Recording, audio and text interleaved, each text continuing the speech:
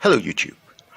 If we're talking about affordable pens, Wing Sung is probably a brand well worth our attention. But not all Wing Sung branded pens are the same, so here I'll show a few and look a little deeper into them. For a few decades, Wing Sung Pens was the only pen maker in China who could rival Hero. But in the 1990s, they decided to give up pen making, and the goodwill was acquired by the Hero Group, not Hero Pens, who immediately canned it. Since then, plenty of counterfeits appeared, but that's another story. A couple of years ago, Hero decided to relaunch the Wing Sung brand and have it based at a second manufacturing plant, trading as Shanghai Green Stationery, to use the Victo brand name. Some classic designs were reissued, such as the 612. The 613 was re-engineered for cartridge converter operation. But the first that received international attention was the 659, a simple but capable cartridge converter pen close to a pilot model, followed by the quite acclaimed 698 and a 618, the former being the first piston filler from China for many years. However, Wing Sung Pens established a subsidiary in 1986 called Wing Sung Educational, which also manufactured pens. While still part of the Hero acquisition, they seem to do their own things, and they produce another line of pens, including the 6359, 6003, and 6008, and others. In other words, the rights to the Wing Sung brand and trademarks are legally owned by two firms, Victo and Wing Sung Educational, and that explains the product clashes we see today. So if we separate the products by the two firms, everything suddenly makes sense. From where I stand, I might even be bold enough to say that I consider Victo as the true successor of the Wing Sung bloodline. So let's have a quick look at the Victo built one first. The current 613 is stylistically closer to the original variant called the 613-1, but with cartridge converter operation and the option of having a clear body. With a steel cap, it actually resembles an old Wing Sung model called the 201, which had vacuumatic style filling system.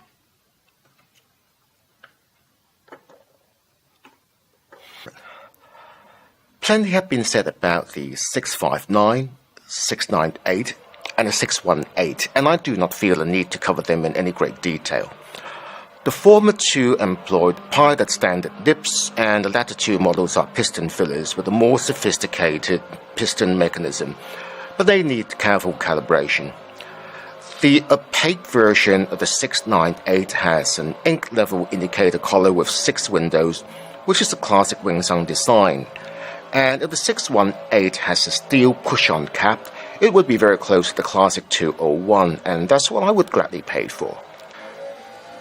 Wing Sung Educational also uses the Yongsheng name, that is the modern romanization of Wing Sung. I would say product planning there is a bit more haphazard compared to Victo. Here is the Safari Homage, and this one very much like the 659 that I do not yet have, and pens a bit more like the Pilot and Twisby models. The piston mechanism in the 6008 is simpler but still effective and self-calibrating. That said, they are still fully serviceable pens. If your pen comes in a box, Victo built ones always have its company URL www.victo.cn on it, which is obviously absent on those pens made by Wing Sung Educational.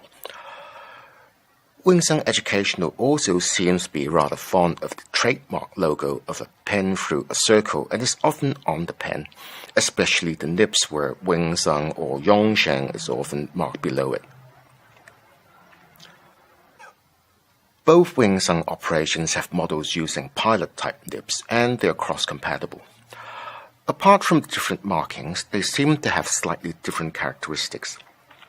From experience, the Wing Sung Educational ones seem to be ground in a certain way as to leave a larger lump of tipping material, giving slightly different writing characteristics.